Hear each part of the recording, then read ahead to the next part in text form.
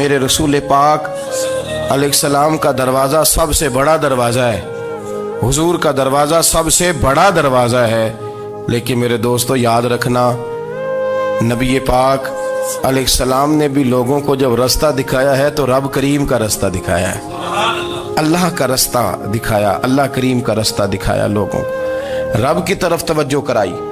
میرے رسول کریم سید عالم صلی اللہ تعالی علیہ وسلم نے لوگوں کی اللہ کی جانب توجہ کرائی اور لوگوں سے یہ کہا کہ وہ اپنے رب کریم کی جانب اپنا ذہن رکھیں، اپنی توجہ اپنے اللہ کی جانب مبذول کریں۔ میری بات کو اچھے طریقے سے سمجھیے گا، علم اللہ تبارک و تعالی عطا کرتا ہے تو اسے اللہ کی عطا ہی سمجھنا چاہیے۔ کچھ لوگوں کے پاس علم ہوتا ہے پر علم نافع نہیں ہوتا، وہ ٹامک ٹونجا مارتے رہتے ہیں ساری زندگی۔ علم کو اللہ کی عطا سمجھیں، اپنی عقل پر اپنے شعور پر زیادہ بھروسہ نہ سمجھیں، نظر اللہ پہ رکھیں۔ حضرت مولا علی شیر خدا کرم اللہ تعالی وجہہ الکریم سے کسی نے پوچھا تھا بڑا عالم کون ہوتا ہے؟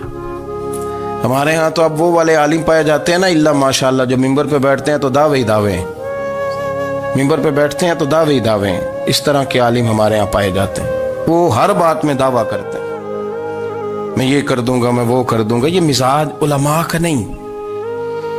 حضرت علی المرتضیٰ سے کسی نے پوچھا بڑا عالم کون ہوتا ہے؟ فرمایا بڑا عالم وہ ہوتا ہے کہ جسے مسئلے کا پتہ نہ ہو تو وہ کہہ دے مجھے نہیں پتا، میں پتہ کر کے بتاؤں گا، غلط بات بیان نہ کرے۔ امام مالک سے کسی نے کوئی مسئلہ پوچھا تو آپ فرمانے لگے مجھے اس سوال کا جواب نہیں آتا، ہمارے بزرگ سمجھاتے کیا ہے؟ وہ کہنے لگا آپ اتنے بڑے امام ہیں تو اس سوال کا جواب نہیں آتا۔ فرمانے لگے اگر مجھے ہر سوال کا جواب آتا پھر تو میں خدا ہوتا، مجھے ہر سوال کا جواب نہیں آتا، مجھے تو اتنا آتا ہے جتنا میرے رب نے مجھے عطا کر دیا ہے۔ اپنی نظر اللہ پہ رکھیں، نکل آئیں اس معمے سے باہر کہ میں کوئی بلا ہوں، مجھے بڑا پتہ ہے، میرے پاس 6 ڈگریاں ہیں، مجھے 10 جگہ پہ تدریس کا شغف حاصل ہے، اس سے نکلیں باہر۔ قرآن مجید دیکھیے گا، اللہ تعالیٰ نے ارادہ قدرت فرمایا کہ میں حضرت آدم کو بناؤں گا، پھر بنانے کے بعد فرمایا فرشتوں سجدہ کرو آدم کو، سب نے سجدہ کیا الا ابلیس ابا واستکبر وکان من الکافرین، سب نے سجدہ کیا سوائے ابلیس کے، اس نے انکار بھی کیا، تکبر بھی کیا اور کافروں میں سے ہو گیا۔ تو یہ جب اللہ تعالیٰ نے سجدہ کرایا تو کیسے کرایا؟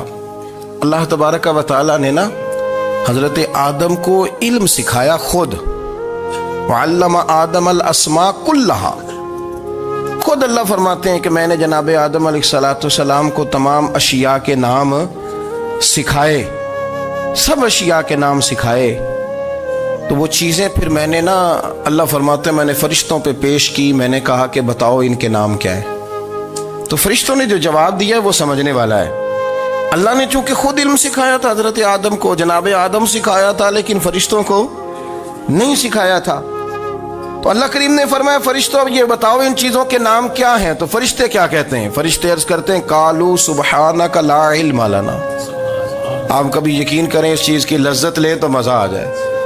کہا قالوا سبحانک، کہنے لگے تو پاک ہے، قالوا سبحانک، کہنے لگے تو بھئی آدم علیہ السلام کو نام سکھا لیے، پھر فرشتوں کے سامنے وہ چیزیں پیش کر کے کہا ان چیزوں کے نام بتاؤ، تو فرشتے کیا کہتے ہیں؟ کہتے ہیں قالوا سبحانک، تو پاک ہے، لا علم لنا، ہمارے پاس کوئی علم نہیں، الا ما علمتنا، ہمیں تو اتنا پتہ ہے جتنا تو نے ہمیں سکھا دیا، ہمیں تو اتنا پتہ ہے جتنا تو نے ہمیں، لا علم لنا، ہمارے پاس کوئی علم نہیں ہے، اتنا ہی پتہ ہے جتنا تو نے ہمیں سکھا دیا ہے، اس سے زیادہ ہمارے پاس علم۔ اور یہ کیوں تو نے ہمیں جتنا سکھایا اتنا پتہ ہے؟ فرشتے یہ نہیں کہتے یا اللہ تو زیادہ سکھا، آدم کو دیا تو ہمیں بھی دے، یہ نہیں فرمایا، فرمایا انک انت العلیم الحکیم، اے اللہ تو علم والا بھی ہے اور حکمت والا بھی ہے، تجھے پتہ ہے کس کو کتنا دینا ہے،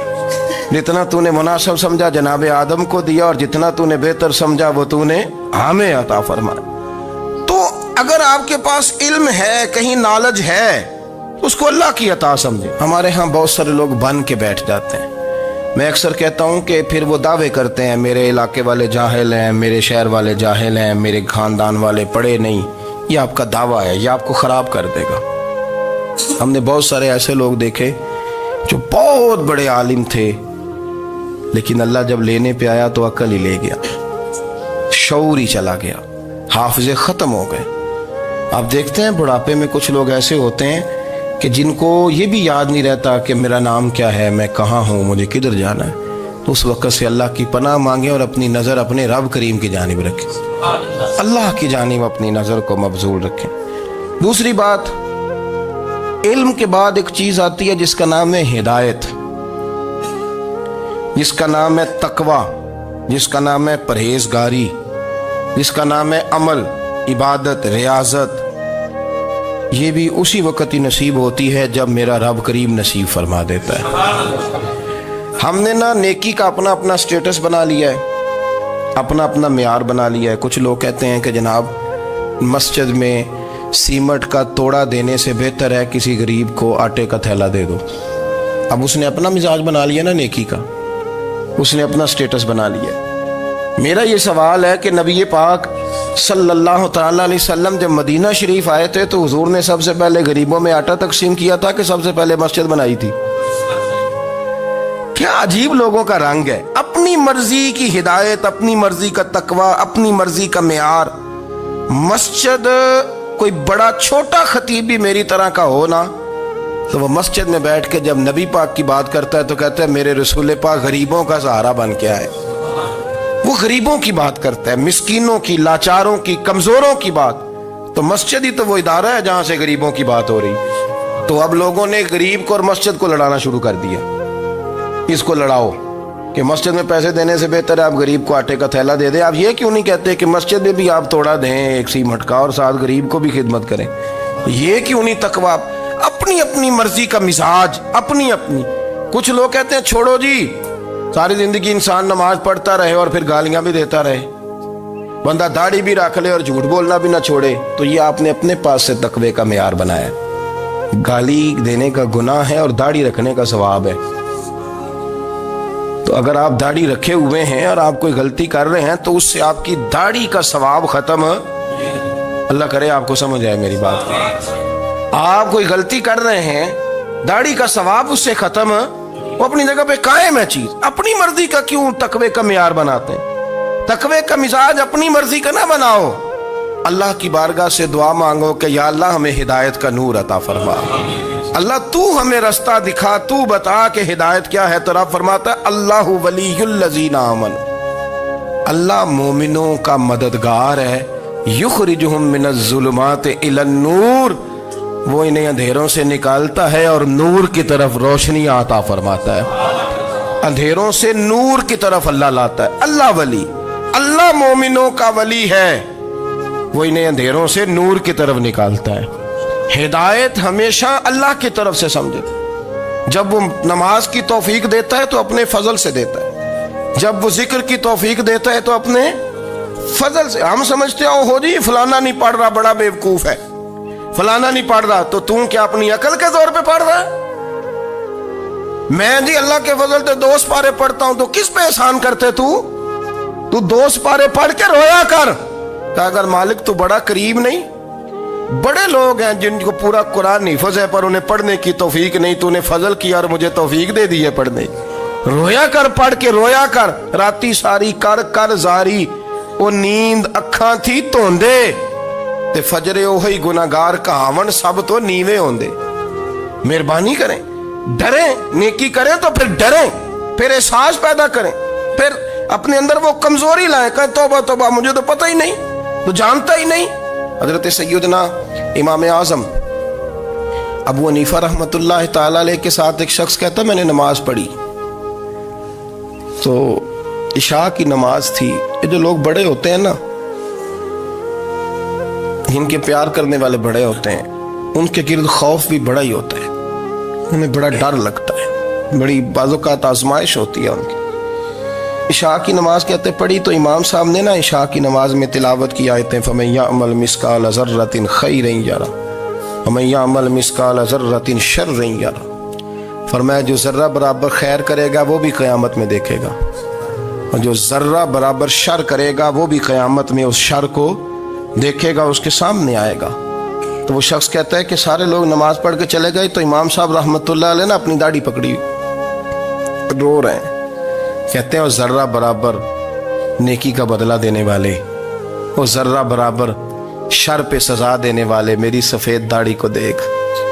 مالک میرے ذرے ذرے سامنے نہ لانا، لوگ تو میری بڑی قدر کرتے ہیں دنیا، میں تو بڑا پہچانا جاتا ہوں، لوگ تو میری راہوں میں پھول لیے کھڑے ہوتے ہیں، مجھے بڑا نوازتے ہیں. قیامت میں رسوا نہ کر دینا، میرے لیے مشکل ہو جائے گی.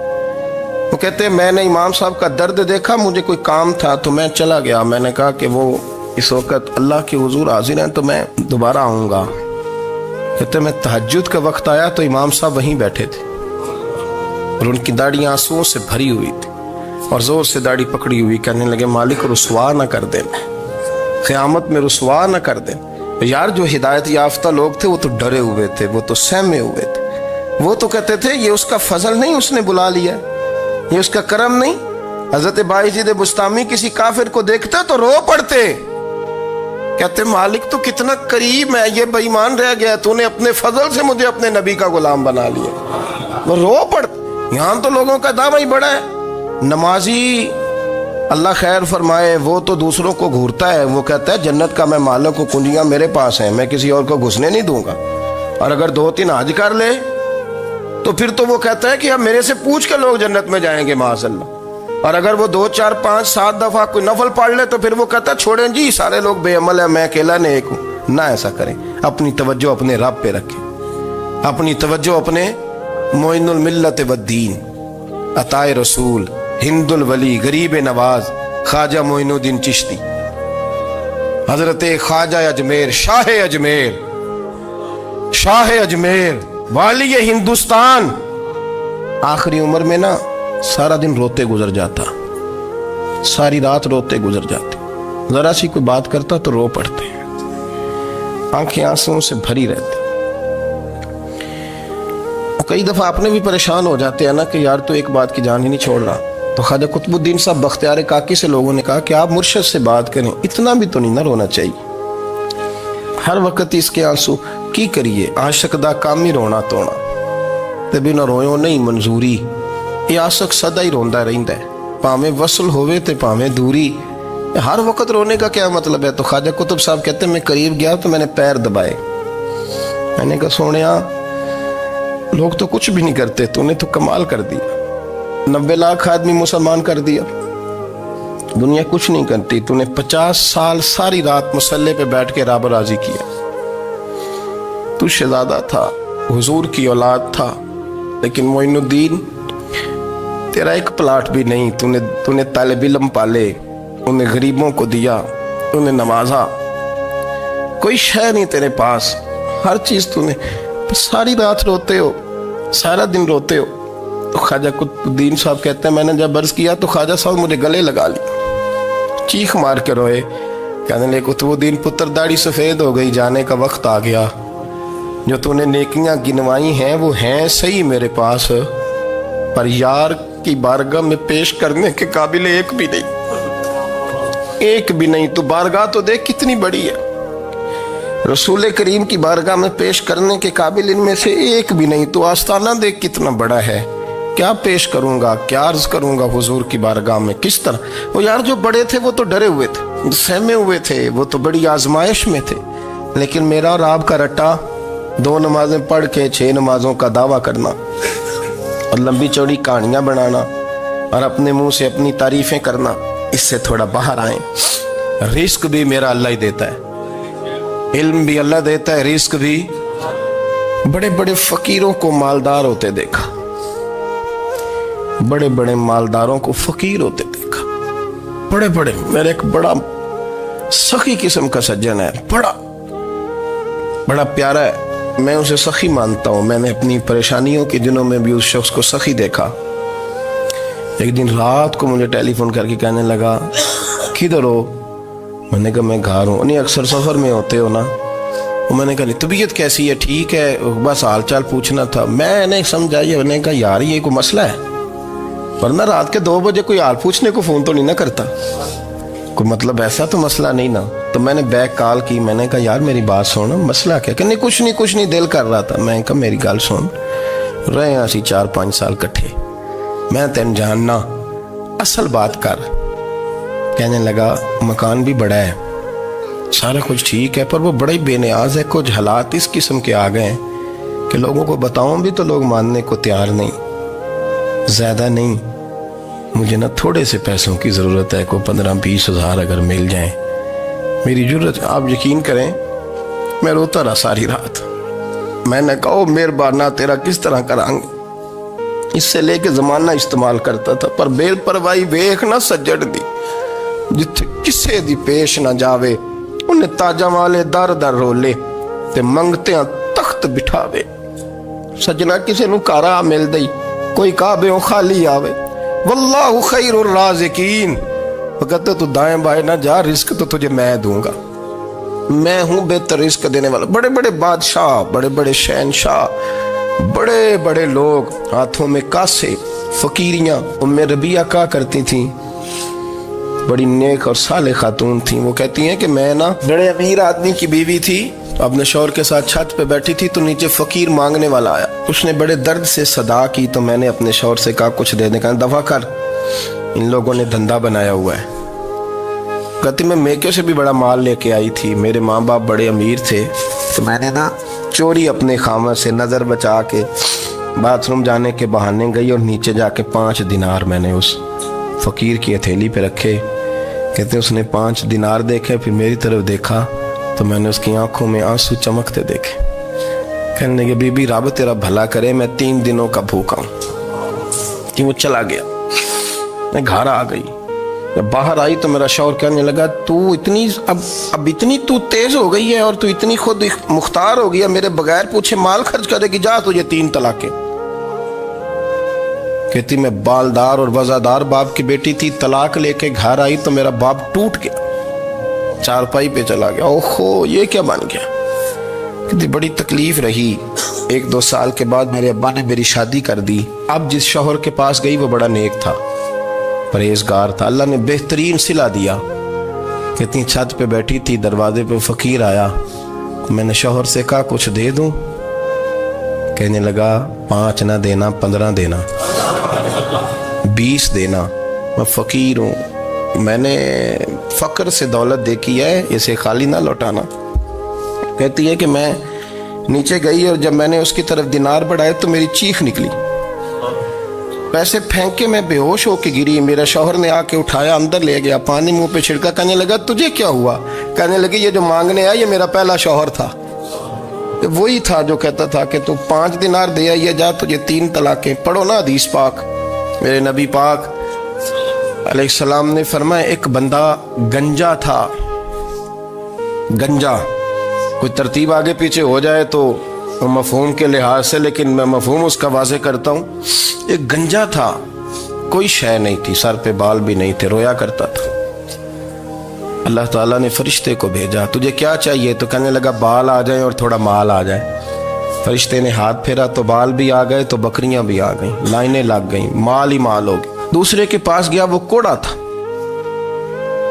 उसको जाके कहा क्या चाहिए? कहने लगा शिफा हो जाए और कुछ अल्लाह ताला आसानी कर दे। शिफा भी हो गई, गायें भी दे दी, भैंसें भी दे दी, माल ही माल हो गई।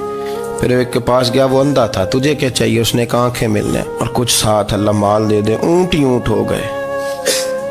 जब बड़ा नवाज दिया तो फिर मालिक ने इम्तिहान लेने का इरादा किया। यारी तेरी सोना है पर आजमाइशां भी तेरियां अग, आजमाइशां तेरियां, सही कह रहा हूँ, आजमाइशां तेरियां, यारी तेरी सोना है पर आजमाइशां तेरियां। ये सोना परखिया जामदा ही पहलो ना लगा दे लग। अल्लाह ने फरमाया आजमाइश करो। सबसे पहले गंजे के पास आए, उसे कहा अल्लाह के रास्ते में कुछ दे। कहने लगा मेरे खर्चे ही बड़े, देखो तो सही कितनी मुश्किल में वक्त गुजारता हूँ, हाल ही कोई नहीं। तो उसने कहा मैंने तो सुना है तू गंजा और भूखा नंगा था। कहने लगा मैं तो जल्दी पूछती रही से आजम हूँ, तुझे किस पागल ने कहा है भाग जा? उसने कहा अच्छा जैसे तू था वैसे ही हो जाए। खेत खलियान उजड़ गए, फिर से गंजा हो गया। हुजूर अलैहिस्सलाम फरमाने लगे, फिर वो उसके पास गया जो कोड़ा था, उसे कहा कुछ दे। कहने लगा खर्चे ही बड़े, اب پوچھ لیں کسی امیر آدمی سے، کہے گا چکی کے نیچے ہاتھ ہے میرا، میرے سے زیادہ تو پریشان بندہ ہی کوئی نہیں۔ کیا بتاؤں آپ کو، اتنا ٹیکس ہے، اتنا جرمانہ ہے، فلانی شے، بڑا کچھ گنواتے ہیں لوگ۔ اس نے کہا میں نے تو سنا تو پہلے کوڑا تھا۔ اس نے کہا جا دوڑ جا، میں تو رئیس اعظم ہوں، دادا بھی پردادا بھی اور ساری نسل ہی۔ اس نے کہا اچھا جیسے تو تھا ویسے ہی ہو جائے۔ پھر وہ گیا اندھے کے پاس اور جا کے کہا اللہ کے نام پہ کچھ دے۔ تو کہنے لگا رب کے نام پہ؟ یہ کھڑے ہیں اونٹ جتنے تیرے دل کرے لے دا۔ اس نے کہا کیا معنی اس بات کا؟ کہنے لگا یار تجھے کیا بتاؤں، میں تو اندھا تھا، میں نے تو کبھی دنیا دیکھی نہیں تھی، پھر اس کریم نے فضل کیا تو مجھے بڑا کچھ دکھایا۔ میں کیا بتاؤں، میرا دل کر رہا ہے کہہ دوں کہ پھر اس نے کعبہ دکھایا، پھر اس نے روضہ رسول دکھایا، پھر اس نے ریاض الجنہ کے سجدے دکھائے، پھر اس نے اپنے محبوب کے دروازے کی رونقیں دکھائیں۔ اس نے بڑا کچھ دیا، اس نے بڑا نوازا۔ میرے پاس تو شاید میں بدکار پرانا خادم، کسے در ملی نہ ٹوئی، ایت واصف یار نے نظر جو کی تھی، پھر واصف ہی ہوئی۔ یہ تو اس کا کرم ہوا۔ تو یہ وہ کہنے لگا تو اللہ کے نام پہ جان مانگ، میں وہ بھی دینے کو تیار۔ میرے پاس تو شے کوئی نہیں تھی، مجھے تو اپنا پتہ ہے، میں تو کوئی شے نہیں تھا، کچھ نہیں تھا میرے پاس۔ یہ تو ان کا کرم ہے کہ رخ ان کا ادھر ہے، اور مختصر سی میری کہانی ہے، یہ جو بھی ہے ان کی مہربانی ہے۔ تو وہ کہنے لگا میں بھی کچھ لینے نہیں آیا تھا، تیری آزمائش ہی کرنے آیا تھا، تیری عزتیں بھی سلامت رہیں گی، تیرا مال بھی سلامت رہے گا، تیری شفا بھی۔ اپنی زندگی میں کبھی بھی اللہ کی بارگاہ سے توجہ ادھر ادھر نہ کریں، چھوڑیں لوگ کیا کر رہے ہیں، دنیا کیا کہہ رہی، کبھی بھی اپنی توجہ دائیں۔ ہمارا یہ مسئلہ بن گیا کہ ہماری سیاست ہے، ہماری دنیا داری ہے، ہم بندوں کو راضی کرنا چاہتے ہیں، ہم دیکھتے ہیں کون کس طرح، اور آپ یقین کریں آپ تھک جائیں گے، بندے راضی نہیں ہوں گے، وہ نہیں راضی ہوتے۔ آپ ان کو منا کے لائیں گے تو ادھر والے نکل جائیں گے، ادھر کو منائیں گے تو ادھر والے نکل جائیں گے۔ اس چکر سے باہر آئیں، اس رب کو راضی کریں جو فرماتا ہے ان الذین آمنوا وعملوا الصالحات سیجعل لهم الرحمن ودا۔ فرمایا تو ایمان لانے کے بعد نیک عمل کر، میں لوگوں کے دلوں میں تیری محبت پیدا کر دوں گا۔ رحمان لوگوں کے دلوں میں محبت ڈال دے گا، اللہ لوگوں کے دلوں میں۔ اپنی نظر ہمیشہ اپنے رب پہ رکھیں، اتنی لمبی چوڑی دنیا داروں سے امیدیں نہ وابستہ کریں۔ میں نے دیکھا ہے لوگ کاسا لیسی کرتے ہیں، کبھی اس کے دروازے پہ کبھی اس کے دروازے پہ۔ ان چکروں سے باہر آئیں اور اپنے رب کی بارگاہ کی طرف توجہ کریں، استغفار شوق سے پڑھا کریں، اور اکیلے میں نہ، اکیلے میں۔ حضرت رئیس المتکلمین مولانا نقی علی خان صاحب رحمۃ اللہ نے لکھا ہے کہ فرعون 500 سال حکومت کر گیا، یہاں تو 5 سال کی حکومت کی پیر لڑکھڑاتے ہیں، 500 سال۔ فرماتے اصل وجہ یہ تھی کہ دنیا جب سو جاتی تھی نا تو اوپر چادر لے کے تو مصلے پہ بیٹھ جاتا تھا اور ہاتھ باندھ کے کہتا تھا رب تو ہی ہے، میرا پردہ نہ کھولنا، مالک تو ہی ہے، کرم نوازی کرنا، میری پکڑ نہ کرنا۔ وہ بے ایمان ہو کے اگر 500 سال ہاتھ باندھے تو گزارا کر لیتا ہے، تو ایماندار ہے۔ پر مسئلہ یہ ہے کہ تو رات کو بکل مار کے ہاتھ نہیں نہ باندھتا، تو منت نہیں کرتا، تو استغفار نہیں کرتا۔ توبہ کریں تو بچے رہیں۔ وہ اتنی لمبی حکومت کر گیا چونکہ رات کو کہتا تھا مالک رب تو ہی ہے، لیکن مہربانی فرما، میری پکڑ نہ فرمایا، تو اللہ نے تو اس کو مہلت دے دی۔